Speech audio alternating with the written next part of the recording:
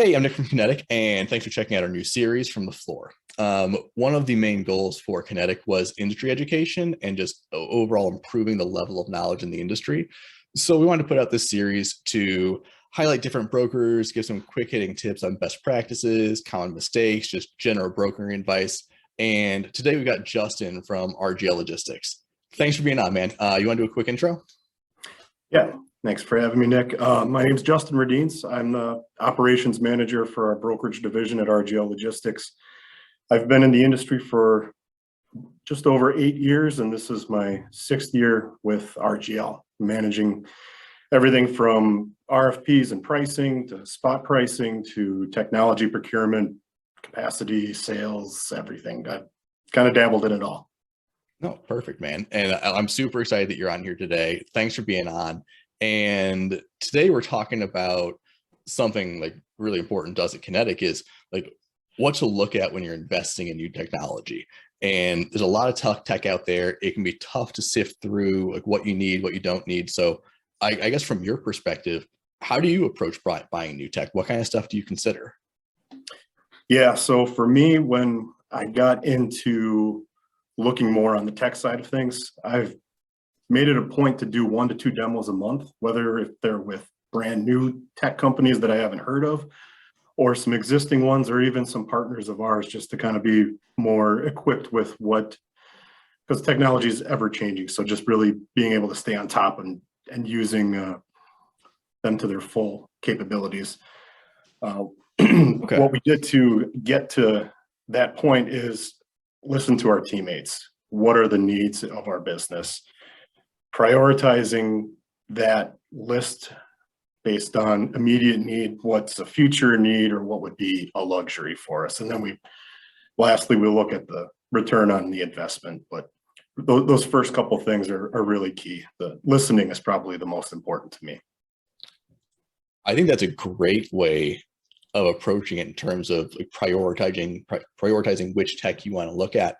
How do you go about determining which tech falls into which categories? Is a lot of just kind of talking to your team and evaluating internally what seems important? Yeah, so when I do those demos each month, I'll take those and bring it to the teams that it would fall to. And if it's a recorded demo or whatever the case may be, if there's a slide deck, I'll let them see it and then kind of demo it to them and see how they would value something like that. And then we kind of prioritize it from there. Interesting. Okay, man. So my next question for you is like, how do the needs change over time? Because like you talked about kind of evaluating what's important to your team and what the necessities are. A growing brokerage, I'm assuming, is going to have different needs. So maybe the approach doesn't change, but the tech itself probably does. Like, how do you approach that? Yeah, so like a lot of brokers, we're growing substantially. And what we look at is how is the technology company going to scale their growth with ours?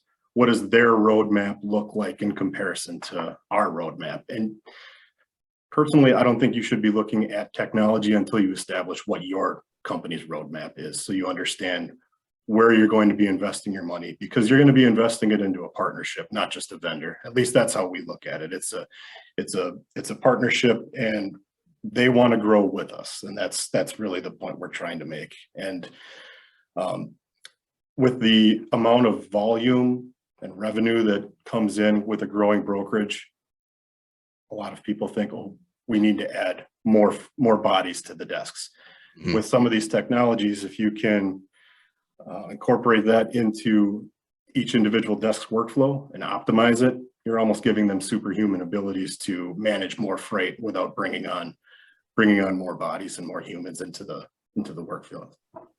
Yeah, I really like the way that you phrase that, of just like maximizing the output of your existing employees. I mean, it's not a lot of time I run into the pushback of, well, technology is going to take our jobs or whatever. And like, to me, it doesn't come across that way, because really it's helping people do their jobs better. Like, I guess let me ask you, do you run into that pushback sometimes of people being reluctant to adopt technology? Oh, yes. It comes up quite frequently. And one way that I phrase it that seems to be connecting well with people is that we're not replacing their jobs. We're taking away the non-human tasks, everything that's black and white where a decision doesn't need to be made, and let them focus on exceptions and gray areas. And really, if we're looking at something like automation, they would be the boss of that automation. So we're actually giving them a robotic employee that would report directly through them, and then they can manage it that way. Being the boss of the automation. I haven't heard it phrased that way before. I really like that. That's a good way of presenting it to people. Kind of circling back to the tech that might be important in different stages of a broker's development. Are there any like categories of technology that jump out at you that like a small broker should be investing in versus a larger broker? I mean, like, I know I'm asking a very broad generic question, but does anything jump out? Yeah, so on the smaller brokerage side, I would really key in on track and trace, because visibility is key with shippers. They really want to know where their freight is. So whichever route you go, you want to make sure that, one, you're able to make your freight visible to your customers as real time as possible without having to use check calls, because check calls, they take up time. The other thing is you can use that track and trace to progress your loads. You want to make sure it's integrated with your TMS, with any of the other tools that would pertain to the track and trace feature, because that's going to eliminate the need for, it's going to reduce the clicks for a lot of the folks on the team. If your loads can automatically progress and flow into the shipper's TMS, it's really just about managing exceptions at that point. So that's probably the key for some of the smaller brokerages. On the larger scale, I would look into automation. Where can you automate? And really I'll go back to listening to your team, figuring out what it is that, if you're always checking this box, then the next step is always to do this. Yeah. Why not automate that? Usually, I'd say 9 times out of 10, it's a pretty simple automation, whether it's internally with your own IT or through an outside source through their technology. Yeah, you're completely right. There are enough redundant tasks that just like, here, click this button and let's click this button, that the industry is just ripe to use automation to streamline some of those things. Kind of a related question to what I just asked you, because I like that you brought up the tracking thing. Are there things that jump out to you as table stakes that, like, no matter who you are, you absolutely need? To me, tracking seems like one of those, but I'll let you answer the question. Yeah, tracking is probably the number one category for me. Another one that really helped us out, from not necessarily the back office side of things, but carrier onboarding. Getting your not having to manage all of the insurance documents and all of the onboarding things like that. Getting that to be somewhat automated, but so that there's another, whether it be another company or whatever the case may be, having all of that stuff taken care of so that you don't have to delegate your time to, well, you're covering 10 loads a day, 5 of them with new carriers every day. You got to set them up every time and go through the checklist of, do they have this? Do they have that? But getting that to some other technology was really a game changer for us, at least. I'm really glad you brought that up, because I think the carrier onboarding and the back office stuff, they're not the sexiest pieces of freight tech. So they get overlooked a lot of the time, and people jump on the next like hot thing, but they're incredibly important, and they can free up so much time for so many different departments in your organization that I love that you actually threw that in there. Are like outside of, so we talked about tracking, we talked about some of the more back office onboarding stuff. Is there anything else that like particularly stands out to you right now, or anything that's been really impactful for you guys from a tech perspective?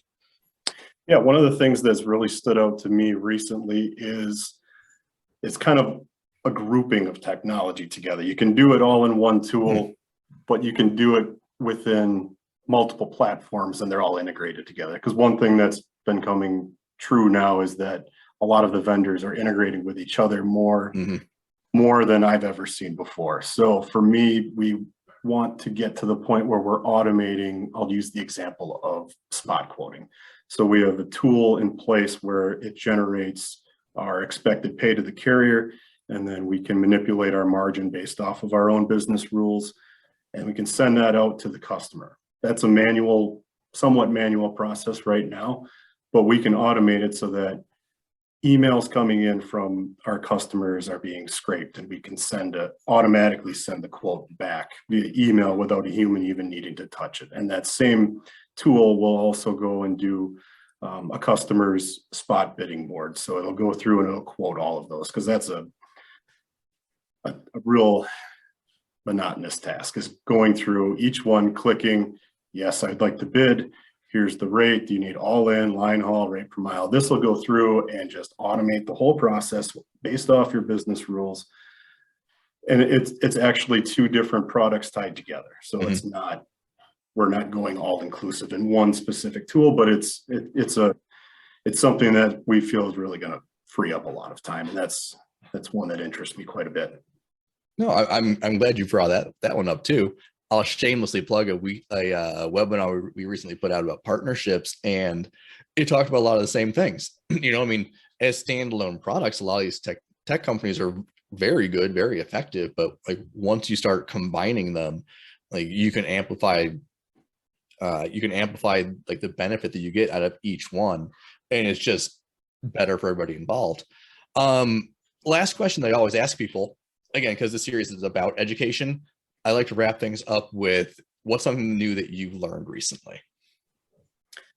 Well, there's a couple things, but they all tie together. So okay, I'm ready. With all the vendors that I speak to, I have yet to come across the perfect all-in-one tool. It's just not going to happen. When you're looking at a TMS, some of them can offer this and that, but then they're missing out on that on the other end.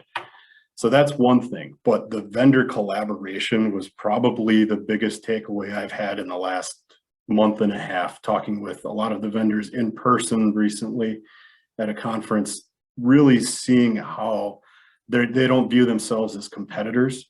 They're all in it for the same thing. They're trying to make the logistics field more progressive, more tech savvy, like just really eliminating all those monotonous tasks and getting it down to the black and white is really just flowing on its own, and humans can do human things. And that's one thing that I didn't really realize when I started doing a lot of these demos. It wasn't something that I had thought of, and it's really clicking now. Like everyone's really collaborating together, and it's just great for the industry. Yeah, it's creating a collaborative ecosystem of freight tech, if you will, as I've heard your phrase recently. That was all great advice. Like, I really appreciate you coming on Talk today. We're intentionally keeping these short so they're quick and digestible, but the industry is really nuanced. There's a lot more to learn. They're complicated subjects. So Justin, if someone wants to reach out to you, how do they do it?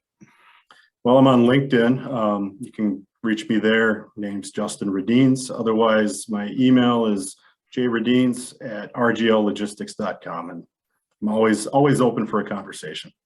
All right, perfect. Justin, again, thanks for being on, and looking forward to seeing a lot more from you and the group at RGL. Thanks for having me, Nick.